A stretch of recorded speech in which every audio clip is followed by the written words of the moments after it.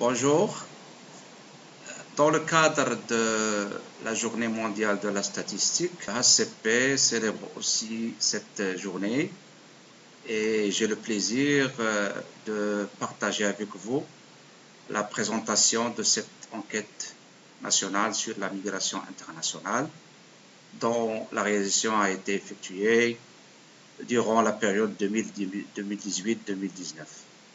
Il s'agira essentiellement de la méthodologie et des principaux résultats qui en découlent. Alors, les axes qui vont constituer le noyau de cette présentation, premièrement, on va parler des différents contextes internationaux, régionaux et nationaux qui ont prévalu avant la réalisation de et pendant la réalisation de cette enquête. On va ensuite aborder les éléments méthodologiques qui ont été poursuivis pour la réalisation de cette enquête. Et on va s'attaquer aux trois dimensions des populations qui ont été abordées pour cette enquête. Il s'agira en premier lieu de la population des non-migrants et on va s'intéresser essentiellement à la propension à migrer. Dans un deuxième point, on va s'intéresser aux différentes caractéristiques des migrants actuels, des migrants marocains qui se trouvent à l'étranger actuellement. Et dans un autre point, on va s'intéresser à la troisième catégorie de population, qui sont les migrants de retour, pour finir cette présentation avec, bien sûr, les effets de la migration sur les ménages et leur bien-être. Alors, quand il s'agit du contexte au niveau international, le cadre des ODD a été un point très important pour cette enquête de migration internationale parce que ce cadre reconnaît pour la première fois la contribution de la migration au développement durable. C'est une question désormais qui est transversale et pertinente et peut traverser un petit peu la plupart des objectifs des ODD, notamment le statut migratoire qui est devenu une variable de désagrégation de tous les indicateurs. À l'image de ce qui s'est passé en avant, le genre, par exemple, était une question transversale à travers les ODD. Maintenant, le statut migratoire est devenu une variable de désagrégation pour la plupart des indicateurs. On trouve aussi la déclaration de New York pour les réfugiés et les migrants et le fameux pacte mondial pour une migration sûre et ordonnée et régulière. Au niveau régional, le Maroc se trouve leader du groupe migration de l'Union africaine. Le Maroc abrite depuis 2 ou 3 ans l'Observatoire africain pour la migration. Cet observatoire, dont l'idée a été énoncée et validée par Sa Majesté le roi Mohamed VI, roi du Maroc, qui a pris l'initiative au niveau du retour du Maroc à l'Union africaine. Donc, l'idée a été proposée par Sa Majesté le roi, elle a été acceptée et donc le Maroc abrite l'Observatoire africain pour la migration. Il y a eu toutes les consultations nationales et régionales pour la feuille de route, c'est-à-dire la vision de l'Afrique pour le pacte mondial, où le Maroc a contribué d'une façon très très importante. Le Maroc a été aussi co-leader avec l'Allemagne du Forum Migration et Développement et on trouve aussi dans le cadre régional toute la politique de voisinage de l'Union européenne, notamment celle de l'appui du statut avancé du Maroc. Au niveau national cette fois-ci, on trouve pas mal une batterie de mesures qui ont accompagné, je veux dire, cette enquête. Il y a tout d'abord la stratégie nationale pour les Marocains résidant à l'étranger. On trouve aussi la fameuse SNIA, la stratégie nationale de l'immigration et de l'asile, avec ses 6 principes et 11 axes. On ne va pas les développer ici. Et du coup, on trouve que l'expérience marocaine dans le domaine de la migration et de l'asile a commencé avant cette SNIA. Elle a commencé depuis 2013 par une approche globale qui a actualisé et révisé les lois et les règlements qui permettaient aux migrants d'accéder à une batterie de services tels que la santé, l'éducation, la formation professionnelle et j'en passe. Il est toutefois sûr et approuvé que le Maroc se voit désormais considéré comme non plus un pays de transit, mais un pays plutôt de stabilité et de résidence.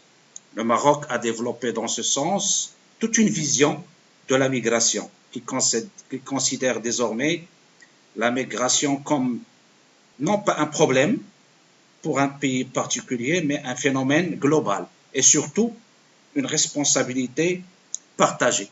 Et là, aussi bien la SNIA que les deux campagnes de régularisation des immigrés lancées par le Maroc en 2014 et 2017 considéraient, c'est-à-dire qu'ils sont la vraie concrétisation de ces mesures et de ces stratégies. Alors, s'agissant des objectifs qui ont été assignés à cette investigation statistique, c'est tout d'abord étudier les tendances, les causes et les déterminants et les conséquences récentes des migrations internationales, ainsi que les liens entre la migration et le développement, collecter bien sûr et traiter et analyser des données fiables et détaillées avant servant à étudier les tendances récentes des migrations internationales, utiliser des méthodologies et des questionnaires similaires à ceux des pays participants au MEDIMS pour faciliter les comparaisons des données et établir une coopération plus étroite dans le domaine de la migration et développement entre le Maroc et les 7 autres pays arabes méditerranéens ainsi que les pays de destination de l'Europe et autres pays du monde et explorer finalement les scénarios de coopération plus étroite dans le domaine de la migration et du développement entre les pays d'origine et les principaux pays d'accueil. Il faut signaler que la réalisation de cette enquête entre dans le cadre d'un projet régional qui s'appelle MEDIMS, Mediterranean Household International Migration Survey, c'est-à-dire pour laquelle les riverains, les 7 pays riverains de la Méditerranée Sud se sont réunis et avec l'aide du programme MEDSTAT et l'Union européenne ont élaboré je dirais, des questionnaires communs pour la réalisation de cette enquête au niveau des différents pays. Alors maintenant, on vient aux différentes considérations méthodologiques qui ont prévalu avant la réalisation de cette enquête. Il faut dire que la migration internationale reste un sujet dont les données sont généralement rares, voire indisponibles dans la majorité des pays concernés par ce phénomène. Cette rareté de sources de données fiables constitue l'une des difficultés majeures auxquelles sont confrontées les études statistiques visant à mesurer les flux de la migration internationale. La population cible dans ce genre d'enquête est généralement rare. À titre d'exemple, et selon le recensement de la population de 2014, la proportion des ménages ayant au moins un migrant actuel ou de retour dans la population marocaine est inférieure à 10%. Alors la question qu'on s'est posée, et qui était légitime d'ailleurs, comment disposer d'une base de sondage exhaustive permettant de localiser les unités d'observation dans le territoire d'étude et comment on pouvait disposer d'une base aussi qui va permettre de repérer les populations relevant de toutes les dimensions de la migration internationale. Alors, pour cela, on était obligé, on était contraint devant le manque d'informations existantes d'opter pour une enquête en 2 phases. Alors, ce choix a été dicté par des raisons méthodologiques liées essentiellement à la difficulté d'adopter un plan d'échantillonnage à même de prendre en considération toutes les dimensions de la migration internationale. C'est pour cela qu'on a essayé de scinder ça en 2 phases.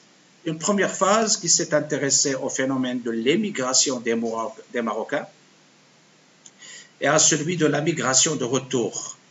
Alors, cette première phase, avec les la disponibilité de pas mal d'informations, notamment les données du recensement général de la population de 2014 et la base très exhaustive de ces données. On s'est appuyé pour cette première phase sur un plan de sondage probabiliste qui consistait à tirer des districts de recensement avec notamment une information supplémentaire qui était la présence et le taux et la prévalence de la présence du phénomène dans ces districts de recensement. Et on a opté pour le phénomène le plus rare qui est la migration de retour. Et donc le choix a opté pour la sélection des districts qui présentaient une prévalence importante de présence des migrants de retour. Donc cette première phase, ça sera l'objet principalement de cette présentation. Et c'est une enquête nationale qui est représentative et c'est la plus grande jamais réalisée au Maroc dans ce domaine. Il s'agit d'une enquête donc portant sur les ménages avec les migrants et les ménages sans migrants, pour bien sûr essayer de voir cette différenciation de comportement entre les deux ménages. Sur les migrants actuels, qui sont généralement appelés les Marocains résidant à l'étranger, et sur les migrants de retour, et aussi sur les conditions d'habitat des ménages, bien sûr avec migrants et sans migrants. Et pour cela, 5 questionnaires ont été administrés à près de 15 000 ménages, dont 8 000 avec des migrants actuels, 4 000 avec des migrants de retour et 3 000 avec des personnes sans migrants. Au final, près de 22 000 questionnaires individuels ont été remplis, et donc 11 000 concernent les migrants actuels, 4 600 les migrants de retour et 5 700 les non-migrants, dans les milieux urbains et ruraux, au cours, comme je l'ai dit au début, au cours du second semestre de 2018 et le début de 2019. Quant à la deuxième phase, elle va s'intéresser à l'étude de l'immigration. Et pour cela, il y a une nécessité d'une approche et une méthodologie différente de la première phase. Et elle requiert le recours à beaucoup d'autres sources d'informations, notamment les résultats du recensement, les données du Haut Commissariat aux réfugiés pour les migrants forcés, les données du Bureau des affaires étrangères concernant les réfugiés et les données sur la régularisation des immigrés au Maroc, et j'en passe. Donc, venons maintenant aux différents résultats, et je vais aborder seulement les principaux résultats. C'est une enquête qui était très riche et qui a abordé pas mal d'aspects. On n'a pas le temps de présenter tous les résultats. Je vais me limiter aux principaux résultats qui ont été dégagés de cette enquête. Alors, commençons par la définition des populations étudiées. Alors, on considère un migrant actuel comme toute personne marocaine âgée de 15 ans ou plus qui était membre du ménage objet de l'enquête, qui a émigré à l'étranger et réside actuellement dans un autre pays. Le migrant de retour, c'est tout membre du ménage ayant résidé à l'étranger pour une durée d'au moins 3 mois et qui est rentré au Maroc depuis le 1er janvier 2000 et était âgé de 15 ans ou plus à son retour. Le non-migrant, cette fois-ci, c'est tout membre du ménage âgé entre 15 et 59 ans qui n'a jamais résidé à l'étranger ou qui a voyagé à l'étranger pour une durée inférieure à... Maintenant, on va s'attaquer à la population des non-migrants à travers un indicateur qui est la propension à immigrer. C'est quoi la propension à immigrer? Ce sont les personnes non migrantes qui déclarent avoir l'intention d'émigrer. Alors, pour cela, les principaux résultats sont les suivants. Alors, on constate que près du quart de la population a l'intention d'émigrer. La propension à immigrer dépend de plusieurs facteurs, dont le genre. Alors, pour les hommes, c'est 28,6%. Pour les femmes, c'est seulement 17,7%. Selon l'âge aussi, ça varie entre les jeunes de 15 à 29 ans, qui est en proportion très importante, 40,3%, et ça diminue auprès de la population 45-59 ans, seulement de 10%. Ça varie aussi selon le niveau d'instruction de la personne non migrante. C'est 25% pour les niveaux secondaires et supérieurs, contre seulement 12,5% pour les sans niveaux. Et ça atteint son maximum auprès des personnes non migrantes en situation de chômage, parce que la moitié de ces personnes ont l'intention d'émigrer si les conditions. Maintenant, 3 raisons principales sont à l'origine de cette proportion à migrer, cette volonté d'émigrer. On trouve tout d'abord l'emploi et les conditions et l'amélioration des conditions de travail, l'étude et formation dans un degré moindre, et dans un degré aussi moindre, l'amélioration des niveaux de vie. 2 régions de destination qui sont, c'est-à-dire le rêve de ces populations, c'est l'Europe en premier lieu et l'Amérique du Nord en deuxième lieu. L'intention d'émigrer varie selon les régions du Maroc. On trouve au premier lieu que les originaires de la région de l'Oriental expriment le plus cette volonté et cette intention d'émigrer de l'ordre de 41%, suivi par la région de Tanger-Tétouan, 30,8%, au moment où Souss-Massa enregistre la proportion la plus faible, seulement 10,5%. On va s'intéresser maintenant à la population des migrants actuels. Il faut signaler que cette population a été interviewée auprès de la population, auprès des ménages d'attache, c'est-à-dire les ménages là où ils ont pris le départ pour aller à l'étranger, parce qu'on ne pouvait pas les avoir sur place auprès des ménages résidant au Maroc. Donc, alors, qu'est-ce qu'on constate? Les résultats principaux qui se dégagent de cette étude sont les suivants. On constate tout d'abord une concentration régionale des ménages d'attache au Maroc, une concentration aussi selon le genre et une concentration selon le pays d'accueil.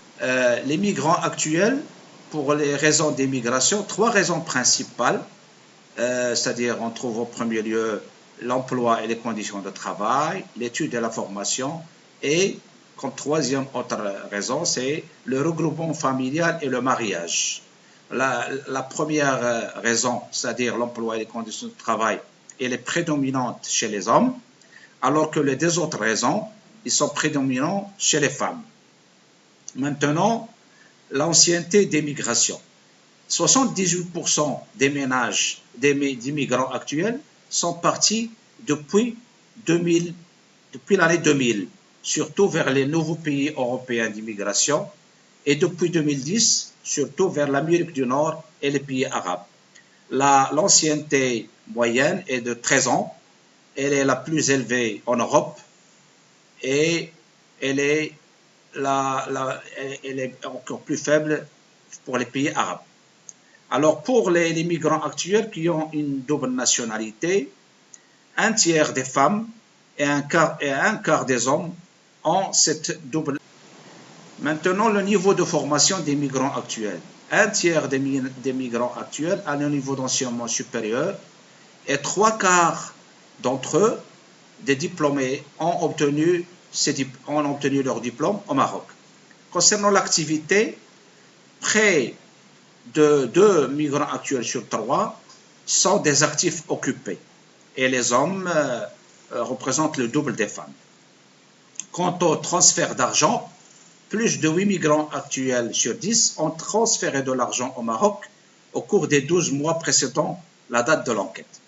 Quant à l'investissement, peu de migrants actuels investissent au Maroc. Seulement 2,9% des migrants actuels ont déclaré avoir réalisé des projets d'investissement au Maroc, 3,4% parmi les hommes et seulement 1,8% parmi les femmes. On va aborder maintenant le 3e groupe de population qui sont les migrants de retour. Alors, qu'est-ce qu'on relève à travers cette investigation? Que peu de retours dans l'ensemble.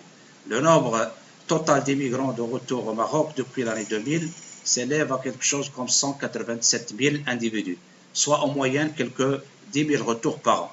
La concentration géographique, les 4/5 sont installés au milieu urbain et plus de la moitié résident dans 3 régions, à savoir Casablanca Stade, Rabat Salé Kilitra et Beni Mellal Khinifra. Des départs généralement en règle, puisque plus de 8 dixièmes des migrants de retour sont partis dans le premier pays d'immigration avec des papiers en règle. Des hommes, 77%, et la quasi-totalité des femmes, presque 100%. Ces départs ont été principalement pour des raisons liées à l'emploi, puisque plus de la moitié des raisons d'immigration étaient liées à la recherche d'emploi et de meilleures conditions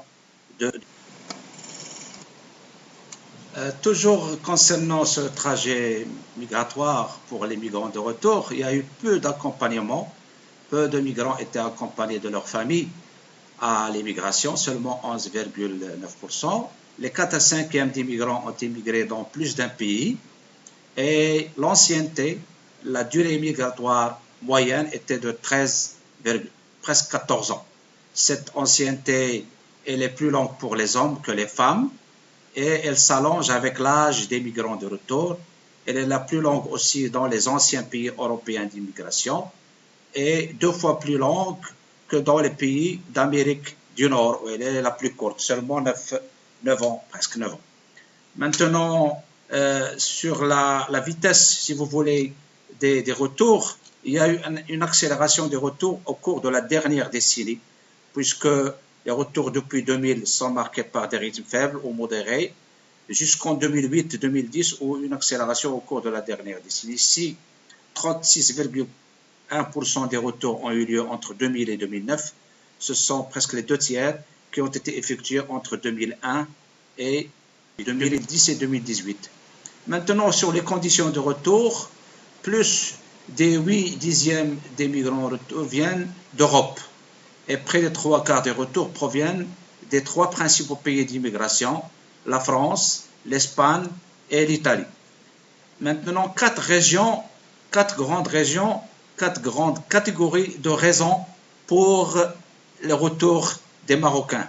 Il y a tout d'abord les raisons familiales, viennent ensuite les situations de vulnérabilité, de précarité vécues par les migrants, et vient ensuite les contraintes liées au travail et en dernier lieu la retraite en 4e position.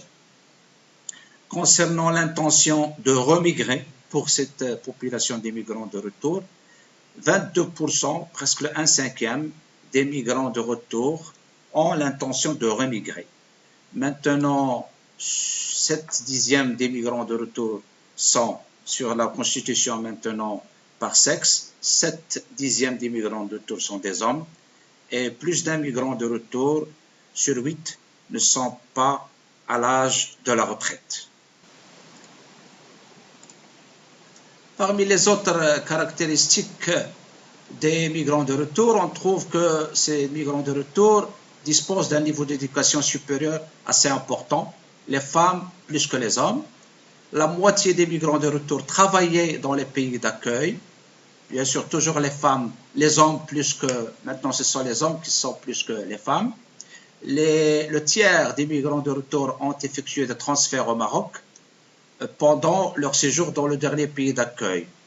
Et le montant moyen transféré annuellement était de 47 000 dirhams. La moitié de l'utilisation que font les migrants de retour de l'argent apporté avec eux pendant le retour consiste en dépenses courantes et 28% vont à l'épargne et presque 15% vont à l'investissement. Les 3/4 des migrants de retour sont satisfaits de leur expérience migratoire, mais près de la moitié des migrants de retour considèrent que leur niveau de vie comparé aux derniers pays d'immigration est meilleur après le retour. Maintenant, comme dernier point de cette présentation, on aborde les effets de la migration internationale sur le bien-être des ménages. Et on a dû comparer une comparaison dichotomique entre les ménages qui ont vécu le phénomène de la migration et les ménages qui n'ont pas vécu le phénomène. Et qu'est-ce qu'on constate? Les principaux résultats qui se dégagent, c'est que la migration élève le niveau d'éducation des membres des ménages migrants au-delà de celui des ménages non migrants. La migration réduit le niveau d'activité des ménages migrants et les transferts reçus de l'étranger rehaussent le niveau de vie des ménages migrants à travers leurs dépenses courantes de consommation et d'éducation.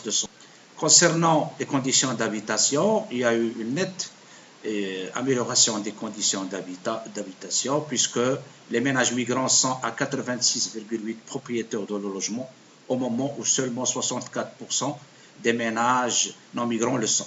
Le nombre moyen de pièces occupées par logement est beaucoup plus élevé dans les ménages migrants, 5,3 pièces, que dans les ménages non migrants, seulement 3,6 pièces. Et une pièce est occupée en moyenne par 0,96 moins d'une personne contre 1,4 personnes pour les ménages non migrants.